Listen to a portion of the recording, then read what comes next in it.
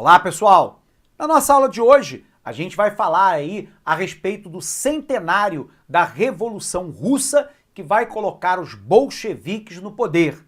É a primeira vez que nós temos uma experiência comunista em larga escala sendo implementada no mundo e, ao mesmo tempo, que terá consequências absolutamente fundamentais para toda a geopolítica do mundo a partir de 1917. Então vamos lá, vamos tentar entender essa questão. Primeiro, é preciso a gente entender a gênese dessa revolução. Recorde-se você que lá ao longo do século XVIII e do século XIX, nós tivemos a produção de uma série de autores chamados de socialistas utópicos e mais tarde de socialistas científicos, dos quais o mais importante foi o filósofo e economista alemão Karl Marx e o seu parceiro aliado Friedrich Engels. Juntos, eles vão discutir uma questão fundamental do seu tempo, que era o que eles denominavam de conflito de classes sociais. Para Marx, só existiam duas classes sociais. De um lado, a burguesia, que hoje nós chamaríamos de capitalistas ou de empresários. Podemos chamar também eles de donos dos meios de produção. Meio de produção é tudo aquilo que eu utilizo para produzir um bem ou um serviço qualquer. Portanto, máquinas, equipamentos, instalações, ferramentas são meios de produção. Pois bem, para Marx, nós tínhamos de um lado os burgueses, e essa burguesia tinha um objetivo, que era obter a maior exploração possível da força de trabalho do proletariado, dos trabalhadores, como Marx os chamava, para obter a chamada mais-valia e assim incorporar essa mais-valia como lucratividade, ajudando na acumulação de capital e no enriquecimento da classe burguesa. O problema para Marx é que essa burguesia, que é a minoria, se torna rica e acumula capital na exploração da classe trabalhadora, do proletariado, que vende a única coisa que tem, que é a sua força de trabalho. Os trabalhadores querem distribuição de renda a partir de melhores salários.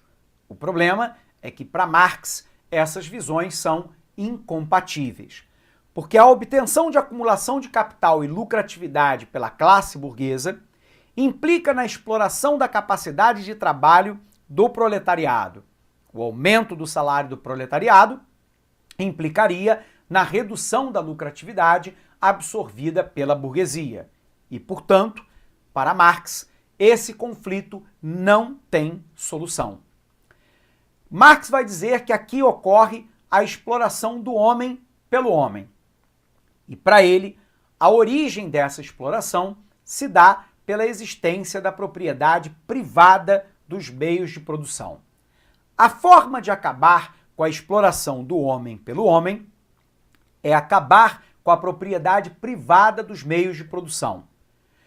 Quando todos os meios de produção pertencerem ao Estado, e considerando que o Estado ele é para o povo, com o povo e pelo povo, onde todos sejam trabalhadores, todos sejam proletariados, acabaria a exploração do homem pelo homem.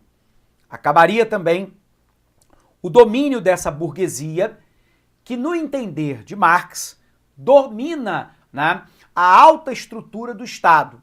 Essa alta estrutura do Estado é basicamente a burguesia dominando o poder econômico, dominando também o poder político, comandando as instituições como o aparato de força e defesa do Estado, forças armadas e forças policiais, e ao mesmo tempo controlando a superestrutura do judiciário. A forma de acabar com isso tudo seria realizado por uma grande revolução do proletariado, que acabaria com a propriedade privada, tudo viraria uma propriedade estatal e, portanto, acabaria-se assim com um conflito de classes sociais e o domínio do homem pelo homem. Essas ideias de Marx estavam muito presentes na Europa do século XIX e início do século XX. E aí esse socialismo nunca havia sido implementado em larga escala.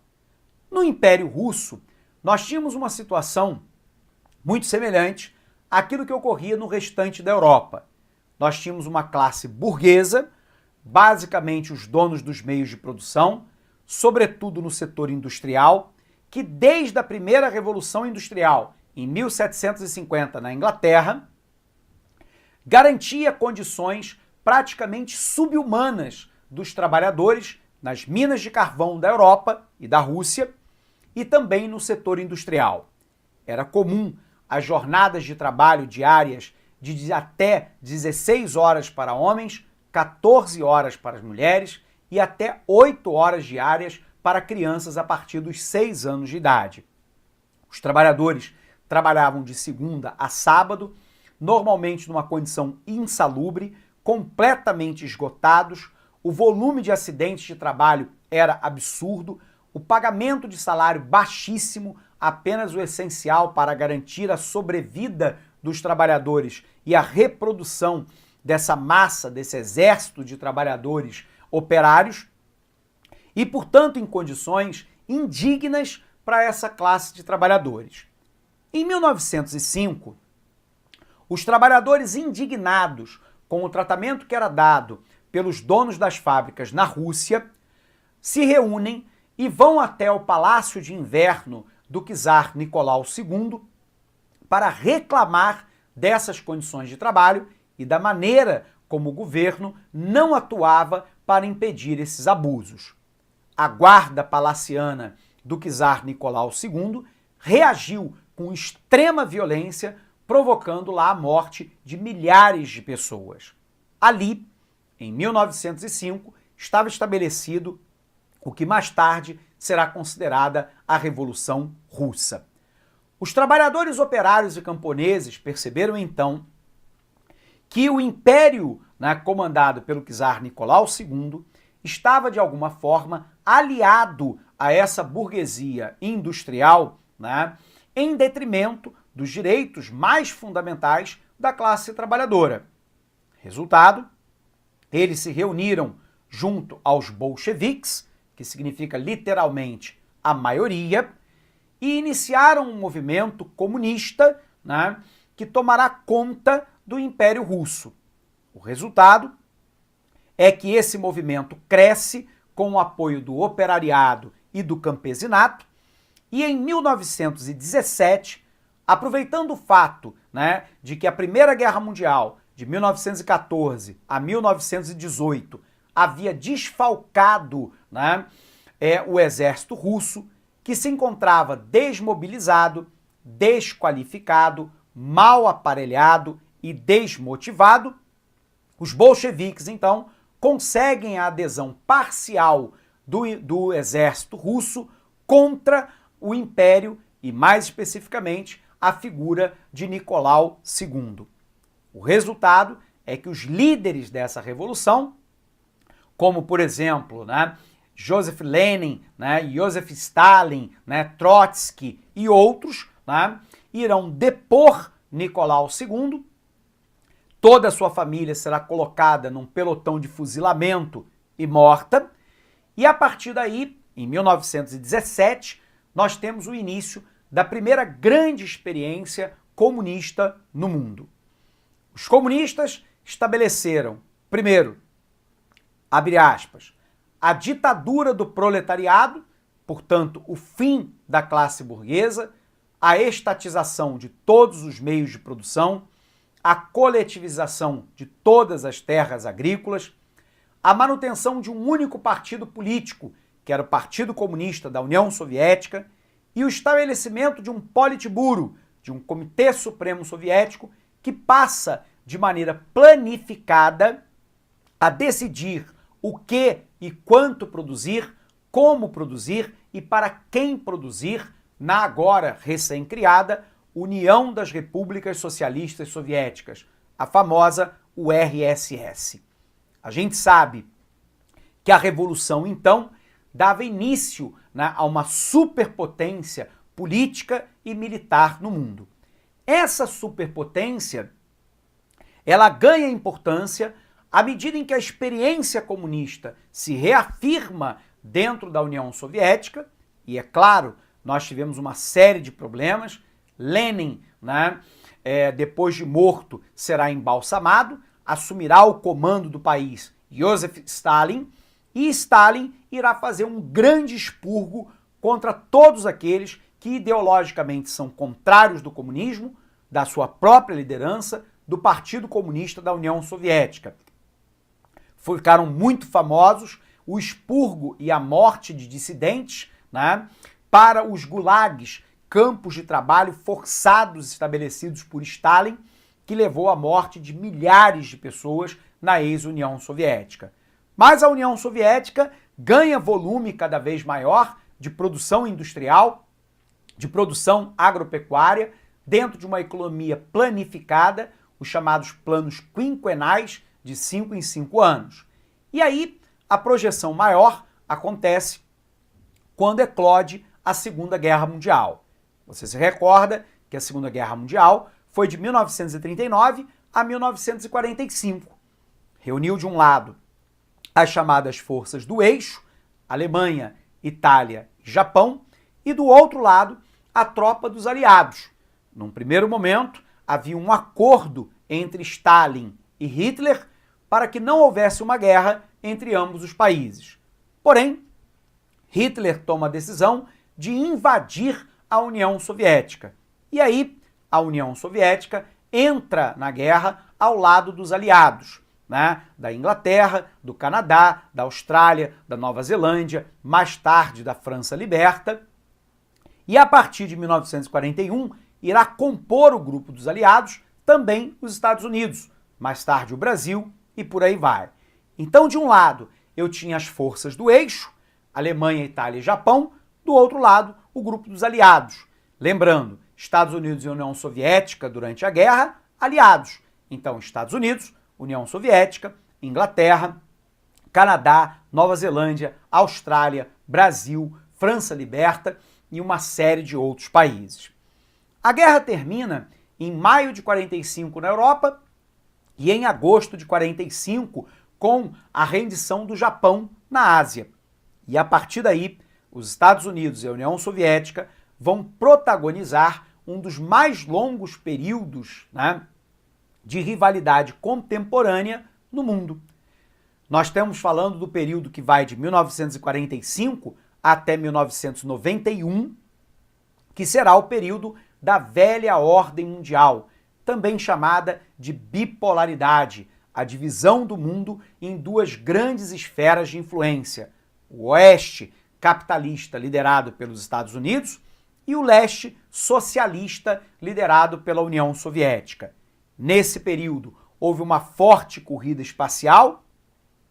A União Soviética coloca o primeiro homem na órbita da Terra, os Estados Unidos colocam o primeiro homem na Lua, uma forte corrida armamentista, as duas superpotências chegaram a ter bombas nucleares suficientes para acabar com o planeta 6 vezes, mostrando a irracionalidade da disputa, uma disputa por área de influência, sobretudo nas Américas, África e Ásia, com ora a União Soviética apoiando um país, ora os Estados Unidos outro. O exemplo, a União Soviética apoiando Cuba, né, na América, os Estados Unidos, né, apoiando a Coreia do Sul contra a Coreia do Norte, comunista, na Ásia.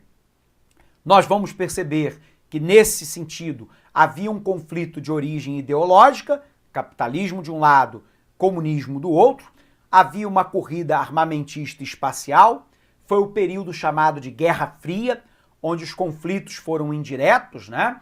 A Guerra da Coreia na década de 50, a Guerra do Vietnã na década de 60, a Guerra do Afeganistão na década de 70, marcando de maneira muito clara a rivalidade entre as superpotências, e a partir da década de 1980, a União Soviética começa a dar claros sinais de enfraquecimento do seu regime, né, sociopolítico e econômico, em parte pela ausência de democracia e, portanto, de legitimidade política, a dificuldade de transferir tecnologia do setor espacial e militar para bens de consumo. os elevados gastos militares, os conflitos étnicos, religiosos e linguísticos no interior da própria União Soviética, a incapacidade de acompanhar a terceira revolução industrial, revolução técnico-científica e informacional. Tudo isso, né, iniciará então o ocaso da União Soviética, onde em 1989 ela permite a queda do Muro de Berlim, que dividia Berlim Ocidental, controlada por americanos, franceses e ingleses, e Berlim Oriental, controlada pelos soviéticos. Em 1990, ela permite a reunificação da Alemanha, e em 1991, a União Soviética deixa de existir, com ela acaba a bipolaridade, acaba a Guerra Fria, a corrida armamentista e espacial. Tudo isso teve início há 100 anos atrás, em 1917, com a Revolução Comunista, comandada lá por Trotsky, por Lenin, mais tarde por Stalin, né, e por tantos outros, que colocaram fim ao Império Russo, comandado pelo czar Nicolau II. Portanto, de uma importância histórica e de atualidade muito grande. Confere lá. Centenário da Revolução Russa de 1917. Em 2017, a Revolução Russa completa 100 anos. A Revolução, que ocorreu em duas fases do ano de 1917, foi um dos principais acontecimentos da história mundial. Isso porque foi a primeira tentativa de se instaurar o sistema comunista em um país após décadas de discussões teóricas derivadas do pensamento marxista e de levantes de menor porte, como a Comuna de Paris, ocorrida em 1871. Para além de quaisquer apologias ou objeções ideológicas a esse acontecimento, revisitar e estudar a fundo a Revolução Russa é importante por vários motivos. Um deles, e o principal, é o fato de que foi a partir dos desdobramentos dessa revolução que em toda a segunda metade do século XX o mundo viu-se dividido em dois sistemas político-ideológicos, um dos traços definidores da chamada Guerra Fria. Como ocorreu a Revolução Russa? A Revolução Russa de 1917 teve um ensaio iniciado em São Petersburgo, antiga capital da Rússia, no ano de 1905. A Rússia ainda estava sob o regime czarista com Nicolau II à frente do poder, procurando inserir-se na estrutura da economia industrial. Nas cidades, os primeiros industriais lidavam de forma autoritária e, não raro, brutal com os operários.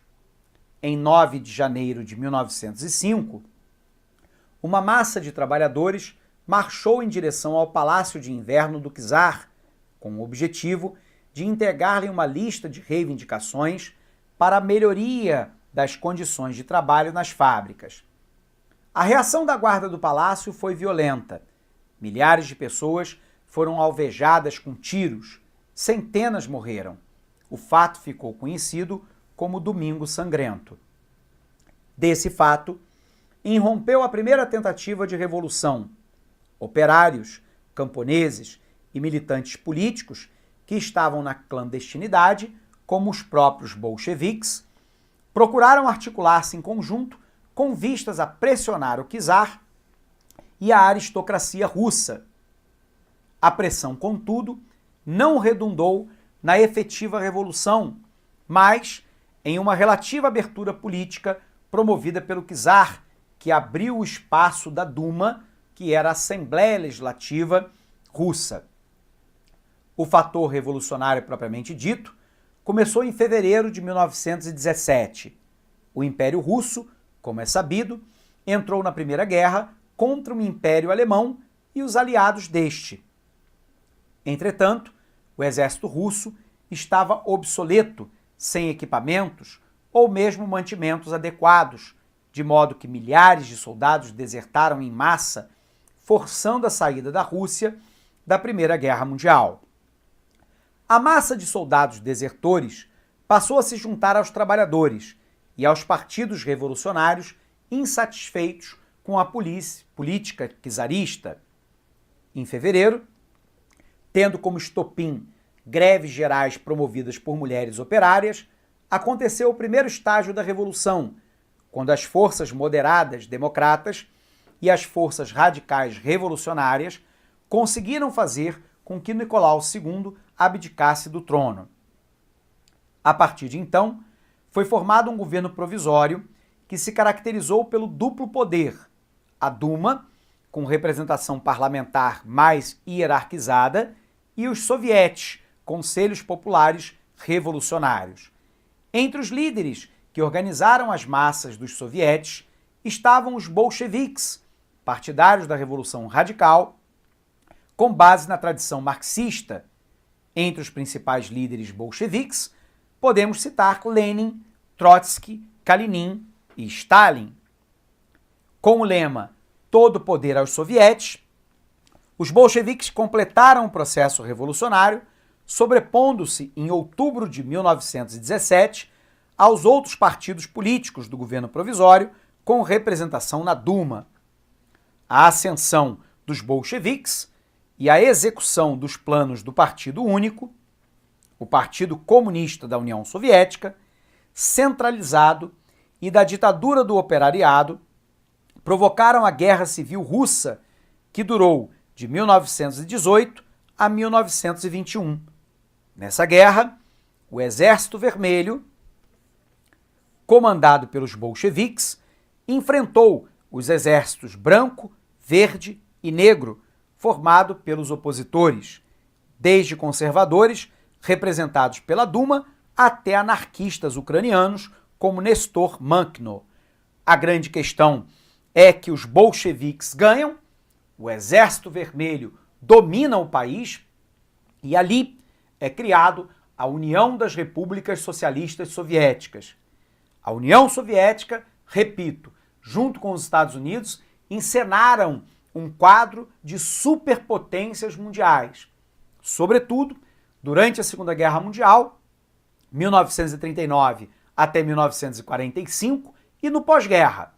No pós-guerra, uma bipolaridade, a divisão do mundo em duas esferas de influência, uma guerra fria indireta entre Estados Unidos e União Soviética, uma corrida armamentista e espacial, a divisão da Alemanha em dois países, Alemanha ocidental, capitalista, comandada pelos Estados Unidos, Alemanha oriental, socialista, comandada pela União Soviética. Divisão de Berlim, que ficava no lado oriental, Berlim Ocidental, comandada por Estados Unidos, Inglaterra e França, Berlim Oriental, comandado pela União Soviética. Estabelecimento do Muro de Berlim, dividindo as duas metades da cidade, para impedir que berlinenses orientais passassem para o lado ocidental. Uma disputa por área de influência pelo mundo inteiro, um conflito de natureza ideológica, capitalismo de um lado, comunismo do outro. Isso foi a marca da chamada Velha Ordem Mundial, de 1945 a 1991. De 89 a 91, a União Soviética entra em colapso, permitindo lá, repito, a queda do Muro de Berlim em 1989, a reunificação da Alemanha em 1990 e, finalmente, o fim da União Soviética em 1991, em países independentes. No cenário atual, nós temos, segundo alguns autores, uma nova Guerra Fria, pelo menos até a gestão Obama, acontecendo entre o governo de Vladimir Putin, presidente da Rússia, e o governo dos Estados Unidos. De um lado, não mais a representação socialista, comunista da Rússia, mas um projeto de manutenção de poder da sua influência sobre parte da Europa Oriental e da Ásia. E do outro lado, os Estados Unidos, claramente se opondo, pelo menos até agora no governo Trump, né, com exceção do governo Trump, se opondo a esse expansionismo da influência russa sobre aquela região. Bacana? Pessoal, abraço grande a todos. A gente se encontra numa próxima aula. Até lá!